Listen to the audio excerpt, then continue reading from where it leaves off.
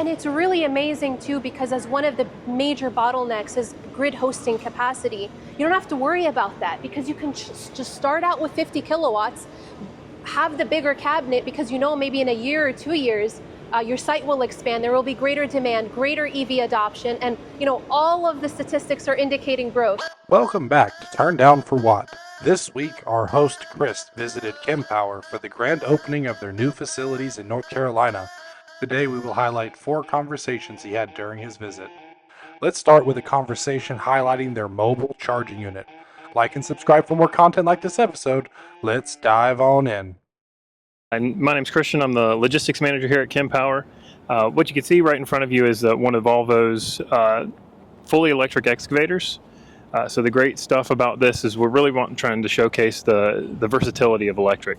So this machine has all of the same specs, force to loads, can do everything that its diesel counterpart can do. The hydraulic systems are exactly the same. The only thing that's different is that it's running off of the electric power with the electric battery storage inside of there. You can see over here, if we go over to the side, that we've got our movable charger plugged up here. And this is using our CCS1 connection right here. Same as that you would see in any other charging application. So the idea is that the flexibility that this system gives is that you could even lay a Kempower distribution network or Kempower solution as the first part of a build, and then the construction team could charge their equipment using what you've put in. And then as you go through the earth moving and development process, that station would inevitably be what you use to charge cars later. So, if with the right planning, you could have power sources for construction and then end use as well. And are you finding this is an industry standard for this heavy equipment, that they're going with the CCS connector? And does it look like that's going to eventually go to the megawatt charging, or do you guys coordinate with the manufacturers on this? Well, this is a lot of this is in development by each manufacturer, and as time goes on, we'll see who the winner is for that connection standard. But for right now, Volvo's come up with this CCS1, and megawatt charging is still very new technology, so we're excited to see what manufacturers do with that going forward. And how long does it take for this to charge up? And during a typical day of construction, was this used here at the Kempower building during construction? This one is a little bit bigger than the application we needed, but you can see the other 2 electric equipment down here. This was actually our electric by electric initiative. So these 2 fully electric earth moving equipment was used to install our power unit and satellites that you can see over there behind the Ford Lightning. So, and that's not just the earth moving equipment. We actually partnered with a company that only used electric tools, that with hand tools and everything. It was only electric. So it was all electric by electric. Yeah, that's really great that you guys did that. And typically for your equipment, as you were doing the construction, did you keep an eye on state of charge and how much was used during the day, and then how much, what it took to charge it back up overnight? So as we were going through it, we never really had any kind of delays because of charging. It was able to keep up with the pace of work that the installation team had. Throughout all installations, you have active times and then other times where you're working on some fine details, and everything flowed pretty well. We didn't have any kind of delays due to charging. You asked about the charge time. So to go between 20 to 80% battery charge on this Volvo equipment, it'd take about 2 hours, and that's going to give you about 5 hours of operational time, depending on the load and how much you're moving and everything like that. Yeah, that's really great. Mm-hmm. That's fantastic that you guys thought about all that when it came to building all this out, and especially that you were able to use your own charging equipment to do it. Yeah, it's really interesting. When we first started construction, I work in the building behind us primarily, and I was walking between what we call building 1 and 2, and I was in the middle of something on my phone on Slack talking to someone, and I literally was about 10 feet away from the Volvo construction equipment behind us when I realized we had the electric equipment in operation. Like, it's that quiet, it doesn't rattle and vibrate like your normal diesel equipment, that we're used to.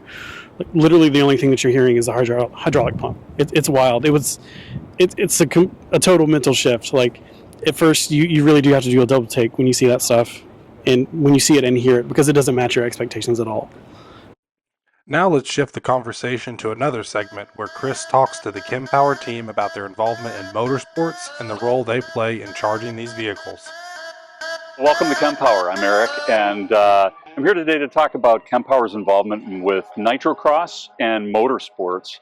We have been very fortunate to use our movable chargers in nitrocross, in large part by the Ericsson family. Andreas Ericsson, a world-renowned race car driver, builds these from the ground up, and there are 20 teams racing E-Class nitrocross cars. And this particular car has a 51.4 kilowatt hour battery. And so the other thing that Andreas did for the sport and for Kempower was he asked everybody to use our movable chargers, which are 50 kW. It's plug and play, it's portable. They offload them with the cars off the trucks, and they charge these up. Now, with that battery size, you're about 15 to 30 minutes between races to charge up. You're also going from 20 to 80%. And so the other thing that the teams are using, and you might have already talked about, and if you don't know about it, certainly contact us to get a demo of ChargeEye, the back-end software that we use. All the teams are using that so they can monitor the charging.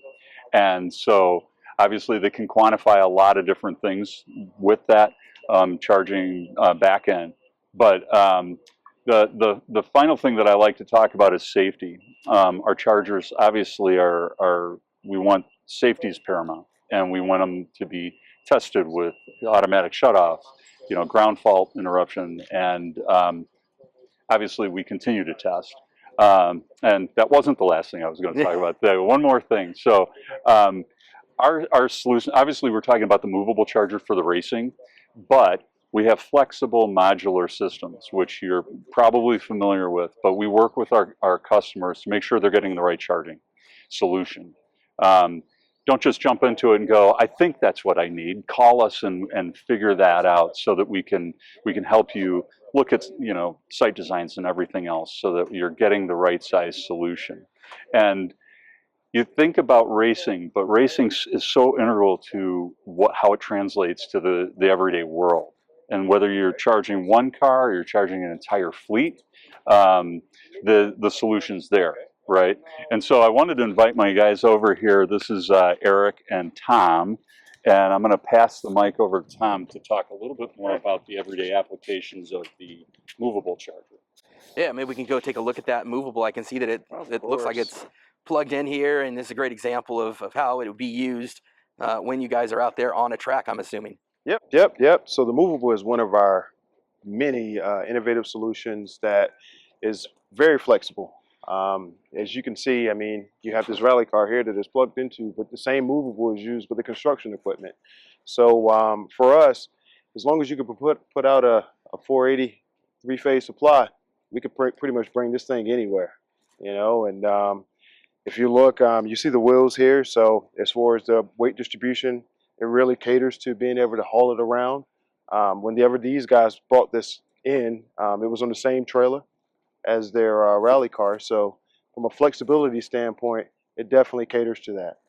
And I believe I saw these at ACT Expo, and they were saying this is one of the big sellers out in Europe, that this is used a lot, and that if you're in a garage someplace and you've got multiple stalls, all you need is different plug points. And instead of having chargers all over the garage where there's maybe not a need for it, you guys are able to just plug into the whatever stall that you guys are in doing the work, and then they can just portable it over to the one that's across the bay and then do it on that side as well. Do you have an example of that plug? It looks like there's one on the back there that just kind of shows how it just plugs right in. So you got a plug here, and it's a very much a plug and play design. As you mentioned, you can pretty much plug this in anywhere. It doesn't require, similar to our power units, any commissioning or anything like that. Once you plug it, you pretty much have charging at your disposal. Yeah, a lot of different warehouses and a lot of different garages come with that 480 in there, so you're not having to do a lot of upgrades or any kind of new utilities coming in if you've already got that in your manufacturing or in your building that you're at. Of course. That's awesome. Thanks for letting us check this out, and this is a great example of how Kempower can partner for the electrification and the future of the industry and keep the planet cool. Thanks, guys, for sharing. And now let's shift inside as Chris interviews the team as they spotlight their charging unit and how it makes a splash in the charging scene. Well, hello, my name is Kevin. I'm product manager for hardware here with Kempower North America, and I want to talk to you about our Kempower satellite charging system.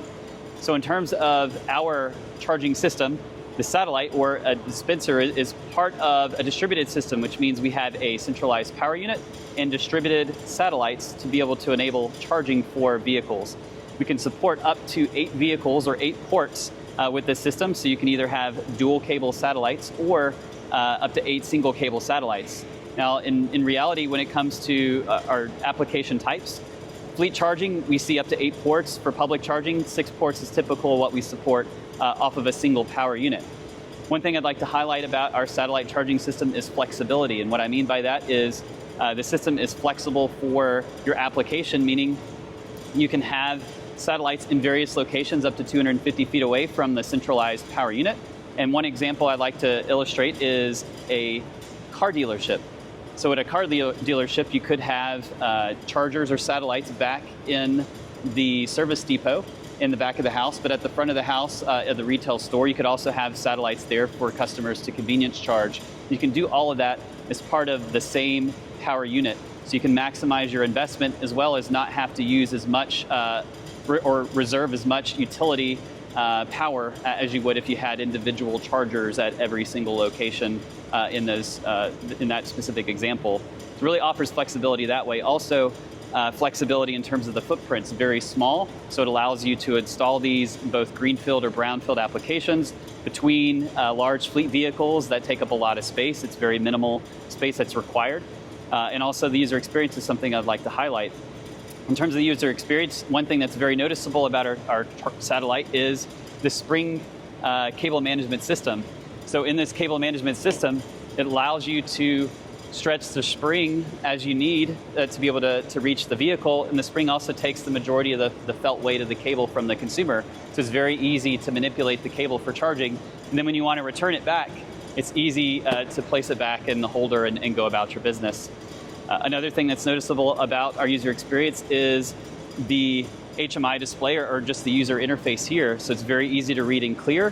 One thing that's unique about our chargers also is one of the features we allow for customers to be able to understand the charging status of the satellite whenever they want to walk away. And so you'll see here in just a moment, we'll have a QR code appear on the screen. And this QR code will allow you to just take a simple photo with your mobile phone, and it shows you in real time the charging status of your vehicle, and it's all done through the web. So you don't have to have any particular type of app to be able to do this. You can simply just take a photo and take it with you. It also gives you charging stats if you really want to see what's going on. You can see the power that's consumed in real time, the charging curve of your vehicle, the state of charge, the battery voltage of the vehicle, the current, and some other information like that. Another thing that's unique about our satellite charging system and about our user interface is that we even have the ability to show what's limiting the power of your charging session. So that could be the vehicle in some cases and not necessarily the charger or the grid. And we have the ability to show that to the consumer that's using the charger in real time. That is absolutely fantastic. And I plugged into, was this the same one that I saw in the front of the building that I plugged into? Or is this is a demo unit, but It's effectively the same in terms of the user interface. And so you have the ability to do that with the one that you plugged in today. Just take a photo of the QR code and see what your charging status is. Yeah, and I noticed that as different charge ports I'm used to with my Lightning, it's on the front. In this situation, I'm renting a Volvo C40 where I had to back into it, and the connector was on the left-hand side where we have the NACs here. And as I unplugged it, I was curious how it was going to be to come around the side and plug it in. And you really feel how much weight it takes off of that. And it was really easy to plug in and really nice to see.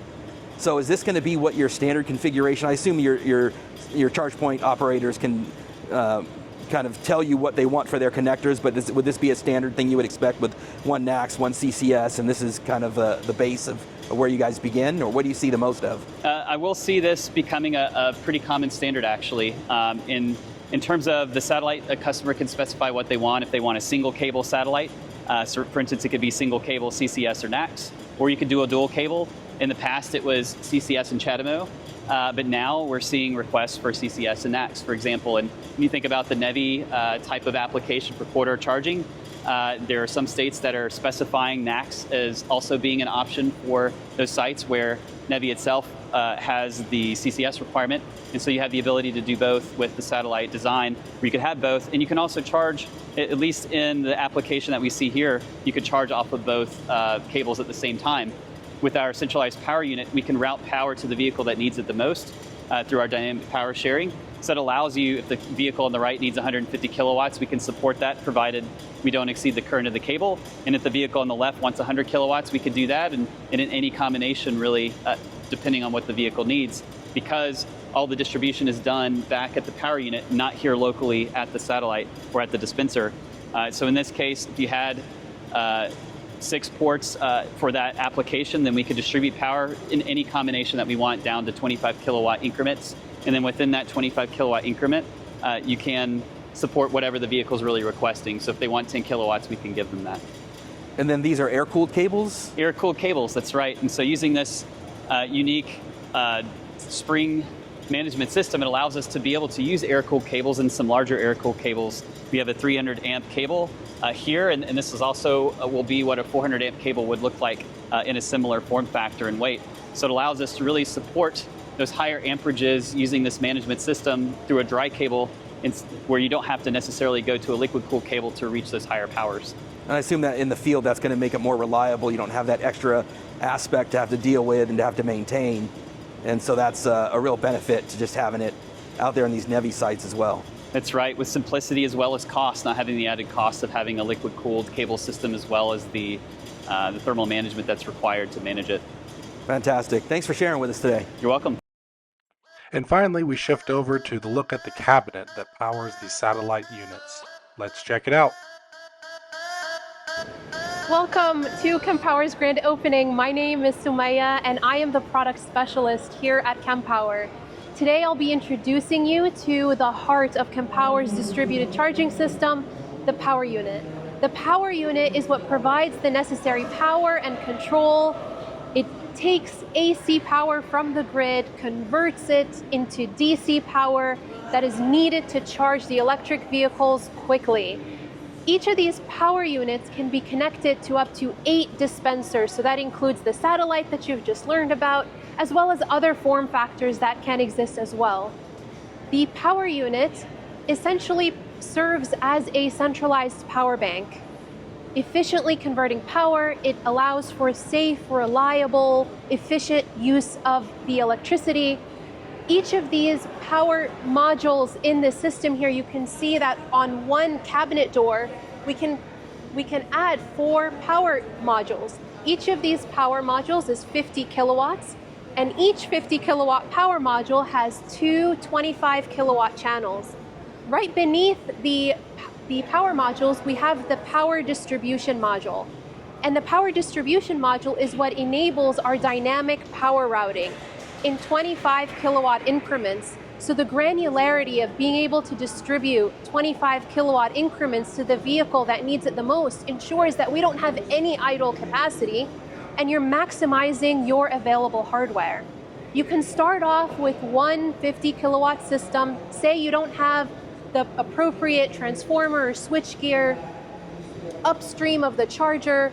You can place the infrastructure in place, the cabinet, the conduit, the expensive components of building up the system, and quickly, in 10 minutes, pop in additional power module as your site expands. So the scalability is a unique feature of the power module, of the power unit.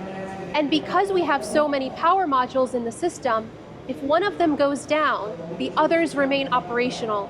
So the system redundancy enables us to have really high uptime and also enables really easy maintenance.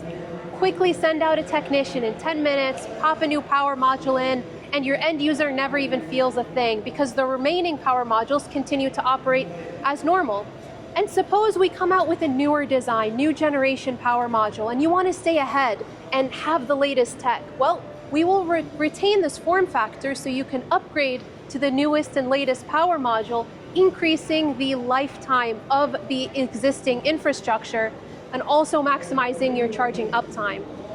Because of the centralized configuration of the power unit and the distributed nature of the charging outputs, we ensure that we have very low weight. So you're not waiting to charge, and you're always going to have available power because they're all electrically linked between the systems. And this is what enables us to have such a small footprint for the satellites that you've seen up front. Many people can confuse the satellite with its small footprint as a level 2 charger, but really it's a powerful DC charger because this power unit, you can situate it up to 80 meters away from the charging dispenser. So in imperial terms, that's about 262 feet. And you can hide it away in a quiet and safe place where the end user never even notices it. I tell people the best power unit is the one that you can't see. It's hidden, it's away, because the power unit houses our most advanced power electronics. And it makes sense when you have that, when you have that put away. The future proofing of the system, being able to upgrade, as you can see here, we have the triple door cabinet unit. This also comes in dual door cabinets, so this is a double door right there, and also in single door as well. There's a single door over there. The triple door cabinet, as you can see here, there are 4 power modules, so 4 times 3, that's 12. So up to 600 kilowatts of total site power. And if 600 kilowatts is not enough to meet your power demands, in our megawatt charging system, we can connect 2 of them together for a whopping 1.2 megawatts of charging power for your heavy-duty electric trucks. Now, one additional really cool feature about the power unit that I didn't talk to you about just yet is our adaptive voltage capability. So when you have up to 6 outputs, we can actually take our power modules, connect those in series, and double up on the voltage, enabling the charger to intelligently realize what is the battery architecture of the charging vehicle, so that what that allows you to do, and it adjusts it, it adapts to it dynamically, is that you can have a light-duty small vehicle with a small battery charging next to a big heavy-duty vehicle with a bigger battery, all using the same charger. This is a game changer in public charging applications, which is unique to the Kempower system.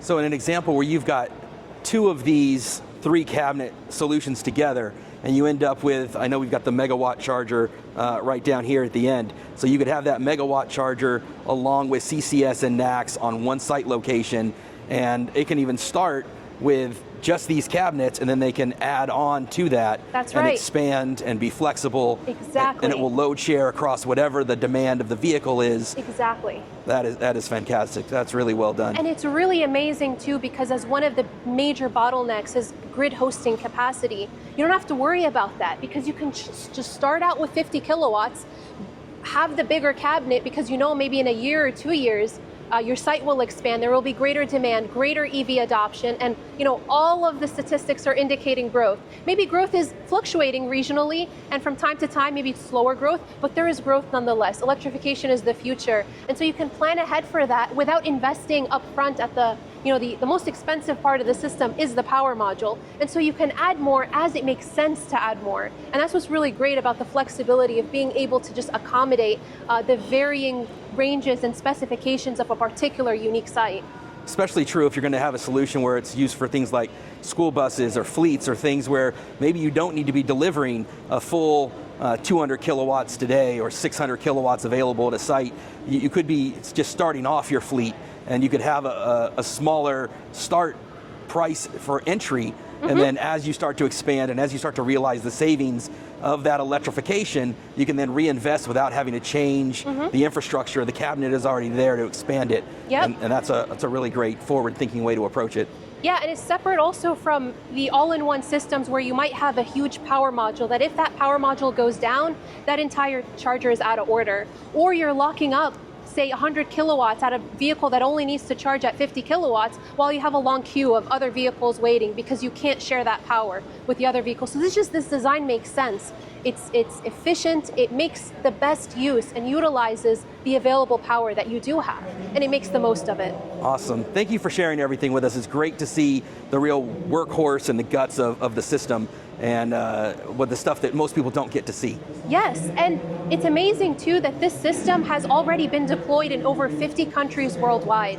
So we've had successful deployments in the hot deserts of Saudi Arabia all the way to the frozen tundras of Norway, and it works really well in all of these cases. So we have this robustness to various climates, and it's just this design that makes sense, it's safe, and it works really well. Absolutely fantastic. Thanks for the time today. Absolutely, Chris. It's a pleasure talking to you today. Enjoy the rest of your tour. Thanks for tuning in as we spotlighted Kempower and what their organization is doing in the charging space. Like and subscribe for more content like this episode, and turn on your notifications so you can catch more content like this. See you next time.